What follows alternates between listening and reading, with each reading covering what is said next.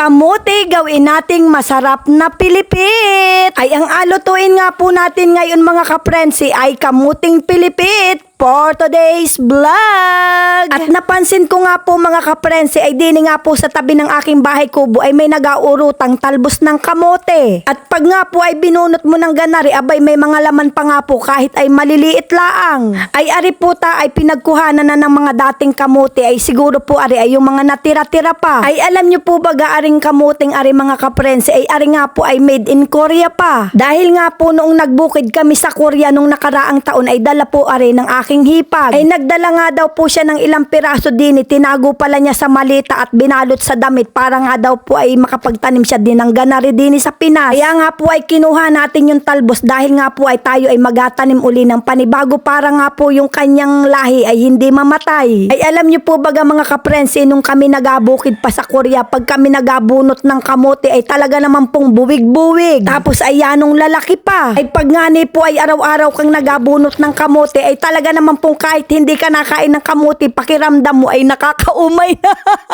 Ay tapos nga ni po nung matapos na kaming magbunot lahat-lahat ng kamote ay doon na po kami sa pabrika nagtrabaho. Ay ang inagawa naman po namin doon ay sorting ng kamote kaya laan po araw-araw naman ang pamerienda sa amin ay kamote.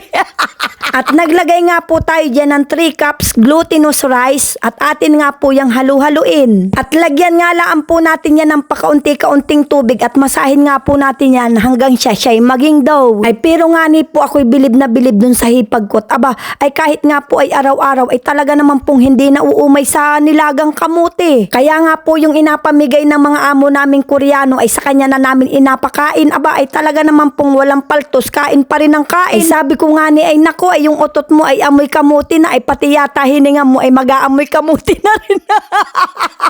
At kung hindi nga po siguro mga kaprensi natalo yung mayor namin, panigurado patuloy pa rin nga po siyang nagapadala ng mga tao sa Korea. At dahil nga po ay hindi siya pinalad ay ditigil nga din po ang ganitong magandang programa. Ay napakaganda nga po nito mga kaprensi dahil nga po yung pagpapaalis sa amin ay talaga naman pong legal at dumaan kami sa DMW. Tsaka alam nyo po baga mga kaprensi, napakaswerte ng bayan ninyo pag napasama sa ganitong programa. Dahil nga po halos pilila ang inakuhanan nilang bayan dito sa Pilipinas. Kaya naman po ex-mayor yung natitirang palahi na talbos ng kamote galing Korea ay atanim ko na para ay dumami uli. At kami nga po ang saksi kung paano mo ari nalampasan at kung paano mo ari inilaban. At dahil nga po ay nagka-issue nga ni po yung ganitong programa ay napag-usapan nga laan po natin mga kaprensi. Gawa nga po ng aring kamuting ari ay galing pangani po ng Korea. At istorya ko nga po sa inyo mga kaprensi ay ayan, nakaluto na nga po tayo ng pilipit. At alam nyo po baga mga kaprensi, kaya po ako'y napapaimik ng ay ha ha. Ayun po ay galing dun sa mga Koreano kong amo. At lagi ko nga po yung naririnig kaya nga ni po ay na-adapt ko na yata. At dahil nga po natunaw na yung asukal natin ay atin na nga po yung ahunin. At dapat nga po ay mabilis nating isawsaw yung ating nilutong pilipit dahil nga po ay makamabilis tumigas yung ating tinunaw na asukal. At pag nga po tinunaw uli natin ay may tendency nga po na masunog na yung asukal at pumait yung ating pilipit. At ayan na nga po ang ating kamuting pilipit. Kaya naman mga kaprensi, ano pang inaintay natin dyan? Sakmala na! Ay sana nga po ay maitry din ninyo ang ganitong luto dahil nga po ay masarap nga. Hanggang sa susunod na video mga kaprensi, maraming salamat!